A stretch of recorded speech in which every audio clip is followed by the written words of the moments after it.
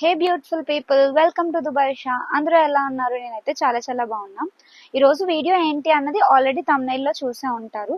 అసలు దుబాయ్లో ఎందుకు హెల్త్ ఇన్సూరెన్స్ ఖచ్చితంగా తీసుకోవాలి అన్నదే ఈరోజు కాన్సెప్ట్. సో అసలు ఎందుకు తీసుకోవాలి, తీసుకోవడం వల్ల యూజెస్ ఏంటి అన్నది మీకు క్లియర్గా ఎక్స్ప్లెయిన్ చేసేస్తాను. వీడియో స్కిప్ చేయకుండా ఫస్ట్ నుంచి లాస్ట్ వరకు చూసేయండి. హెల్త్ ఇన్సూరెన్స్ అన్నది దుబాయ్లో కంపల్సరీ తీసుకోవాలి. ఎవరైతే రెసిడెంట్స్ కింద ఇక్కడ ఉంటున్నారో వాళ్ళు కంపల్సరీ తీసుకోవాలి. చాలా వరకు కంపెనీ ఎవరైతే వర్క్ చేస్తున్నారో ఆ ఎంప్లాయీకి హెల్త్ ఇన్సూరెన్స్ అనేది ప్రొవైడ్ చేస్తుంది. కొన్ని కంపెనీస్లో ఎలా ఉంటుంది అంటే ఆ వర్క్ చేస్తున్న ఎంప్లాయీతో పాటు వాళ్ళ ఫ్యామిలీకి కూడా హెల్త్ ఇన్సూరెన్స్ అన్నది కంపెనీ వాళ్ళే ప్రొవైడ్ చేస్తారు. ఇంకొన్ని కంపెనీస్లో అయితే ఓన్లీ ఎంప్లాయీకి మాత్రమే ప్రొవైడ్ చేస్తారు.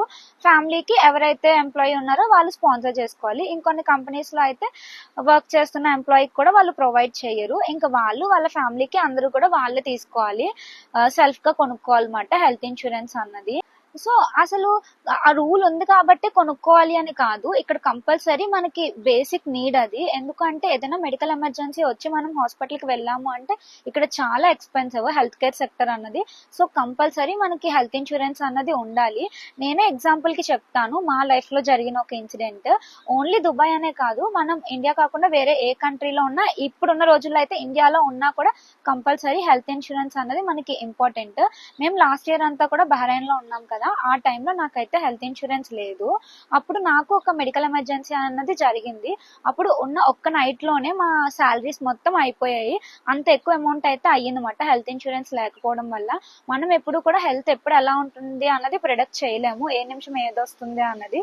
సో మనకి హెల్త్ ఇన్సూరెన్స్ ఉన్నట్టయితే ఒక హామీ మాట. ఓకే, మనకి ఏ టైంలో ఏదొచ్చినా కూడా ఈజీగా హాస్పిటల్కి వెళ్ళొచ్చు, అండ్ దట్టు మంచి హాస్పిటల్స్ లో కూడా చూపించుకోవచ్చు. అండ్ ఇక్కడ ఏంటి అంటే ఒకవేళ ఎవరైనా వైఫ్ ఉండి వాళ్ళ వైఫ్ కనుక ఇక్కడ ప్రెగ్నెన్సీ ప్లాన్ చేసుకోవాలి అనుకుంటే అది కూడా హెల్త్ ఇన్సూరెన్స్ మీద బేస్ అయి ఉంటుంది. ఒకవేళ హెల్త్ ఇన్సూరెన్స్ లేకుండా కనుక మీరు ప్రెగ్నెన్సీ ప్లాన్ చేసుకున్నట్టయితే చాలా ఎక్స్పెన్సివ్ ఇక్కడ. సో మీ కంపెనీ కనుక ఇవ్వకుండా మీరే ఓన్ గా హెల్త్ ఇన్సూరెన్స్ కొనుక్కుంటున్నారు అంటే చూసుకోండి. 45 days వరకు ప్రెగ్నెన్సీ అన్నది ప్లాన్ చేసుకోకూడదు. ఒకవేళ 45 days లోపు మన ప్రెగ్నెన్సీ అన్నది కనుక వస్తే హెల్త్ ఇన్సూరెన్స్ అన్నది కవర్ అవ్వదు. 45 days నుంచి అయితే మనకి హెల్త్ ఇన్సూరెన్స్ అన్నది కవర్ అవుతుంది. ఇక్కడ ఇంకొకటి ఏంటి అంటే మనం ఫార్మసీకి వెళ్ళి మెడిసిన్ తెచ్చి వేసుకోవచ్చు కదా, ఎందుకు హాస్పిటల్కే వెళ్ళాలా అని అనుకుంటారు. బట్ ఇక్కడ ఎలా ఉంటుంది అంటే బేసిక్ మెడిసిన్ లైక్ పానడోల్ అంటే మనకి పారాసిటమాల్ ఎలాగో ఇక్కడ పానడోల్ టాబ్లెట్ అలామాట.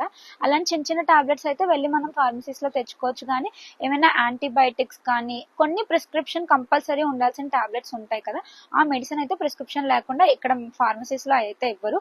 ఖచ్చితంగా మనం హాస్పిటల్కి వెళ్ళి డాక్టర్ ని కన్సల్ట్ అయ్యి డాక్టర్ చూపించిన ప్రిస్క్రిప్షన్ ఇస్తేనే ఇక్కడికి మనకి మెడిసిన్ అనేది ఇస్తారన్నమాట. సో ఒకవేళ మనం హాస్పిటల్ కి డాక్టర్ దగ్గర కన్సల్ట్ అవ్వడానికి వెళ్ళాలి అన్నా కూడా కన్సల్టేషన్ ఫీజు కూడా ఎక్కువే ఉంటుంది.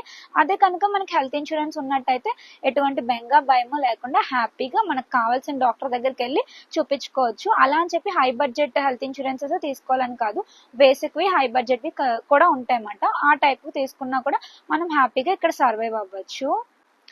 ఇక్కడ మనం రెసిడెంట్ కింద ఉంటూ ఒకవేళ హెల్త్ ఇన్సూరెన్స్ లేకపోతే ఫైన్స్ కూడా అంతే గట్టిగా పడతాయి. సో ఒకవేళ కనుక మీరు హెల్త్ ఇన్సూరెన్స్ లేకుండా ఇక్కడ రెసిడెంట్ కింద 1 month ఉన్నట్టయితే 500 AED వరకు పడుతుంది. అంటే మనం ఇండియాకి కన్వర్ట్ చేసుకుంటే ఒక 10,000 వరకు కూడా పడుతుంది అన్నమాట. అలా మీరు ఎన్ని మంత్స్ లేకుండా ఇక్కడ గడుపుతున్నట్టయితే అన్ని 500 AEDs అన్నవి మనకి ఫైన్ కింద పడుతుంది. ఒకవేళ కొన్ని కంపెనీస్ కానీ ఎంప్లాయీస్ కి ప్రొవైడ్ చేయకపోతే కంపెనీస్ కూడా లీగల్ గా వాళ్ళు ఫైన్స్ పెనాల్టీస్ అనేవి వేస్తారు.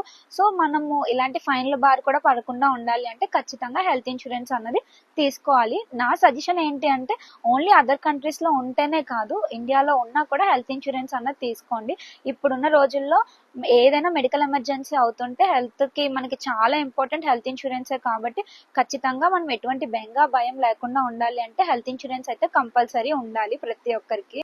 ఒకవేళ మీ కంపెనీ కనుక మీకు హెల్త్ ఇన్సూరెన్స్ ప్రొవైడ్ చేయట్లేదు, మీ స్పౌస్ ఆర్ మీకు కనుక మీరు తీసుకోవాలి హెల్త్ ఇన్సూరెన్స్ అనుకుంటే నేను కొన్ని థింగ్స్ చెప్తాను. కంప్లీట్ గా చెప్పట్లేదు ఈ వీడియోలోని. ఏమేమి చూసుకోవాలి అన్నది కొన్ని థింగ్స్ మాత్రం చెప్తాను.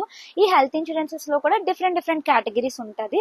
ఫస్ట్ కేటగిరీ ఏంటి అంటే బేసిక్ కేటగిరీ. ఈ బేసిక్ ప్లాన్ కనుక మీరు తీసుకున్నట్టయితే డైరెక్ట్ గా స్పెషలిస్టుల దగ్గరికి వెళ్ళడానికి ఉండదు. ఫస్ట్ మనం ఏదైనా హెల్త్ ప్రాబ్లం వస్తే జనరల్ ఫిజిషియన్ దగ్గరికి వెళ్తే ఆయన చెప్తారు పలానా వాళ్ళ దగ్గరికి వెళ్ళాలి స్పెషలిస్ట్ దగ్గర, కానీ ఆయన రాస్తే మాత్రమే మనం వెళ్ళడానికి ఉంటుంది. అండ్ మెడిసిన్ విషయానికి వస్తే మనకు అంతా కవర్ అవ్వదు, కొంత మాత్రమే మెడిసిన్ కవర్ అవుతుంది హెల్త్ ఇన్సూరెన్స్ ద్వారా అమౌంట్, మిగతాది మనం పే చేసుకోవాల్సి ఉంటుంది. అండ్ సెకండ్ కేటగిరీ ఏంటి అంటే మీడియం కాంప్రహెన్సివ్ కేటగిరీ అని అంటారు. ఈ కేటగిరీలో ఏంటి అంటే మనం చిన్న చిన్న క్లినిక్స్ ఉంటాయి కదా, ఆ క్లినిక్స్ లో ఉన్న స్పెషలిస్టుల దగ్గరికి డైరెక్ట్ గా వెళ్ళొచ్చు. జనరల్ ఫిజిషియన్ దగ్గరికి కాకుండా డైరెక్ట్ గా హాస్పిటల్ కి మనం వెళ్ళొచ్చు. ఐ మీన్ చిన్న క్లినిక్స్ లో ఉన్న డాక్టర్స్ దగ్గరికి అయితే వెళ్ళి మనం కన్సల్ట్ అవ్వచ్చు. ఇక్కడ మెడిసిన్ అన్నది 90% కవర్ అవుతుంది. మాక్సిమం మనకి మెడిసిన్ అన్నది కవర్ అయిపోతుంది. కొన్ని మెడిసిన్స్ కి మాత్రమే మనం పే చేయాల్సి ఉంటుంది. Third one premium plan. ఈ ప్లాన్ లో ఏంటి అంటే డైరెక్ట్ మనం హాస్పిటల్స్ కి వెళ్ళిపోయి స్పెషలిస్ట్ ని డైరెక్ట్ గా కలవచ్చు. ఇంకా జనరల్ ఫిజిషియన్ దగ్గర కానీ చిన్న క్లినిక్స్ అని ఉండదు. ఎంత పెద్ద హాస్పిటల్ కైనా కూడా మనం వెళ్ళి ట్రీట్మెంట్ అనేది చేయించుకోవచ్చు. అండ్ మెడిసిన్ కూడా కంప్లీట్ గా కవర్ అవుతుంది. మీరు ఏదైనా హెల్త్ ఇన్సూరెన్స్ తీసుకున్నప్పుడు 1-2 సార్లు మీకు ఏవేవైతే నీడ్స్ ఉన్నాయి అన్నది క్లియర్ గా చదవండి. అండ్ వాళ్ళని కూడా పదే పదే అడగండి. క్లియర్ గా ఏమేమి ఉన్నాయి ఏమేమి లేదు అన్నది క్లియర్ గా తెలుసుకొని హెల్త్ ఇన్సూరెన్స్ అన్నది తీసుకోండి. అసలు దుబాయ్ ఎందుకు ఈ రూల్ పెట్టింది, ఖచ్చితంగా హెల్త్ ఇన్సూరెన్స్ తీసుకోవాలి అన్న రూల్ ఎందుకు పెట్టింది అంటే, ఇక్కడ ఉన్న రెసిడెంట్ అయినా, ఎంప్లాయీ అయినా, హౌస్ వైఫ్ అయినా, ఎవరైనా కూడా హెల్త్ కి రిలేటెడ్ గా ఏమి ఇబ్బందులు పడకూడదు. అండ్ ఒకవేళ హెల్త్ ఎమర్జెన్సీ ఏమైనా వచ్చి మీరు ఫినాన్షియల్ గా కూడా ప్రాబ్లమ్స్ ఫేస్ చేయకూడదు అని ఇలాంటి మంచి ఆలోచన అయితే చేసింది. ప్రతి ఒక్కరు కూడా హెల్త్ ఇన్సూరెన్స్ అయితే తప్పకుండా తీసుకోండి. నేను ఆల్మోస్ట్ ఈ వీడియోలో అంతా ఎక్స్ప్లెయిన్ చేశానని అనుకుంటున్నాను. ఇంకా మీకు ఏమైనా డౌట్ ఉన్నది అన్నట్టయితే నాకు కింద కమెంట్స్ లో అడగండి. ఖచ్చితంగా నేను వీడియోస్ అనేవి చేస్తాను.